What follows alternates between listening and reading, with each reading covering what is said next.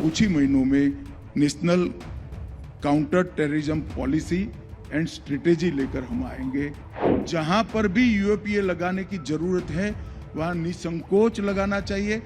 तीनों सेक्टर जो हमारे लिए नासूर बनकर खड़े थे, चाहे कश्मीर हो, चाहे नॉर्थ ईस्ट हो, चाहे वामपंथी उग्रवाद हो, तीनों जगह पे उग्रवादी घटनाओं पर एक मजबूत स्थिति कंट्रोल हमारी सुरक्षा एजेंसियों ने प्राप्त किया है।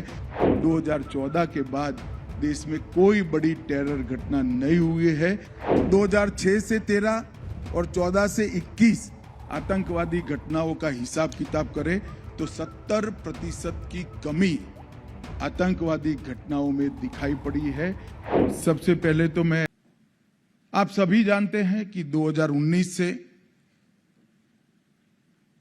और पहले 2014 से ये 10 साल के अंदर मोदी जी के देश के प्रधानमंत्री बनने के बाद आतंकवाद के खिलाफ एक ठोस रणनीति लेकर भारत सरकार चली है। मोदी जी का एक घोष वाक्य जीरो टॉलरेंस अगेंस्ट टेररिज्म ये न केवल भारत समग्र विश्व ने आज स्वीकार किया है और ये 10 साल के अंदर भारत के अंदर टेररिज्म के खिलाफ लड़ने की एक मजबूत इकोसिस्टम खड़ी हुई।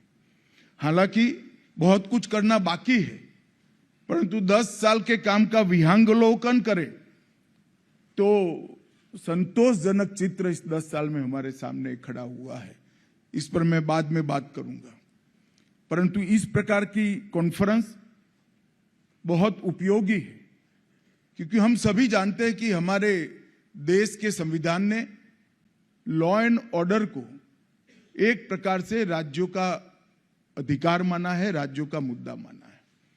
लॉ एंड ऑर्डर राज्यों का अधिकार हो, मुद्दा हो, वो बहुत उचित निर्णय है और इसकी सराहना जितनी कम की जाए इतनी कम है क्योंकि इतने बड़े देश में कानून और व्यवस्था सेंटर नहीं संभाल सकता। परंतु जहां तक आतंकवाद से निपटने का सवाल है, राज्यों की अपनी सीमाएं हैं, राज्यों की भौगोलिक सीमाएं भी हैं, संवैधानिक सीमाएं भी है और आतंकवाद और आतंकवादियों की कोई सीमा नहीं है।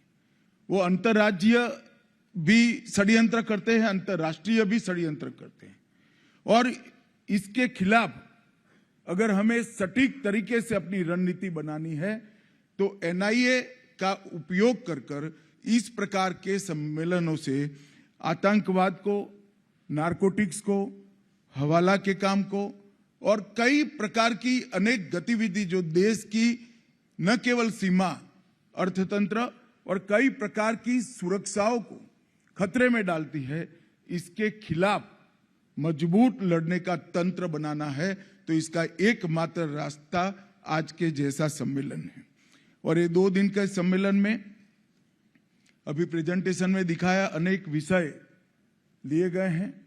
मैंने भी 1 महीने से इनकी तैयारी को बारीकी से देखा है और मुझे भरोसा है कि ये सम्मेलन सिर्फ चर्चा का प्लेटफॉर्म नहीं बनेगा। इस सम्मेलन से कुछ एक्शनेबल पॉइंट निकलेंगे जो हमारी देश की आतंकवाद के खिलाफ की लड़ाई को मजबूत करेंगे, ठोस आधार देंगे और परिणाम लक्ष्य भी बनाएंगे। इस सम्मेलन की उपयोगिता तभी ही है कि कॉन्फ्रेंस में निकले हुए एक्शनेबल पॉइंट को हम थाने तक ले जाएं, बीट तक ले जाएं और बीट से लेकर एनआईए के डीजी तक पूरे तंत्र को आतंकवाद के खिलाफ के खतरों से जागरूक करने का हम अगर काम करते हैं तभी ये सम्मेलन को सफल माना जाएगा।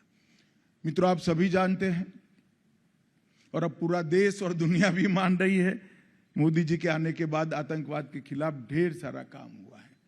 आतंकवाद के खिलाफ लड़ाई का मतलब ये नहीं है कि कुछ षड्यंत्र को पकड़कर उसका पर्दाफाश कर दिया जाए। आतंकवाद के खिलाफ लड़ाई का मतलब है आतंकवाद के खिलाफ लड़ने वाली एजेंसियों के हाथ कानूनी रूप से मजबूत किया जाए, एक ऐसी इकोसिस्टम बनाई जाए जिसके आधार पर आतंकवाद के खिलाफ की लड़ाई हमारी मजबूत हो।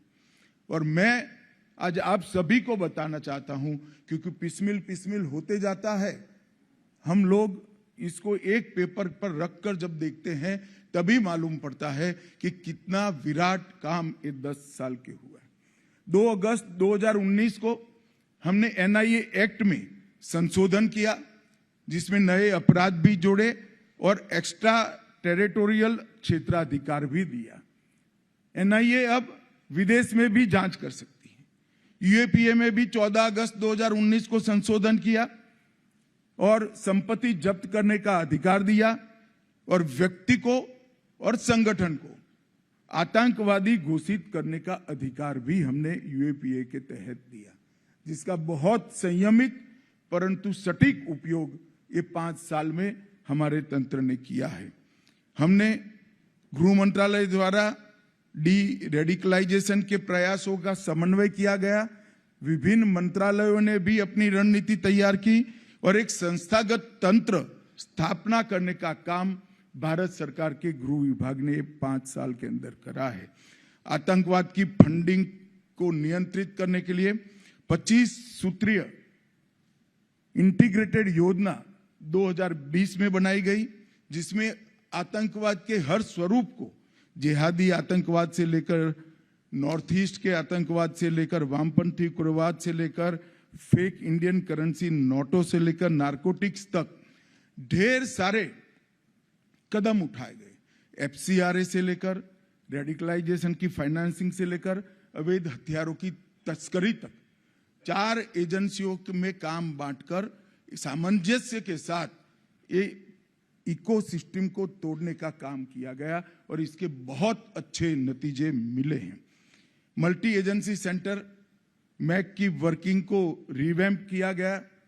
मल्टी एजेंसी सेंटर का 2022 का जो ऑर्डर निकला है, इसके अंदर न केवल मैक के दायरे को बढ़ाया गया, इसको साइबर सुरक्षा, narco terrorism, gun running, organised crime network और उभरते हुए कट्टरवादी हॉटस्पॉट, इसकी एक कंटिन्यूअस मॉनिटरिंग की एसओपी भी बनाई गई, जिसके परिणाम स्वरूप ढेर सारे गुनाहों को हम होने से पहले रोकने में सफल हुए।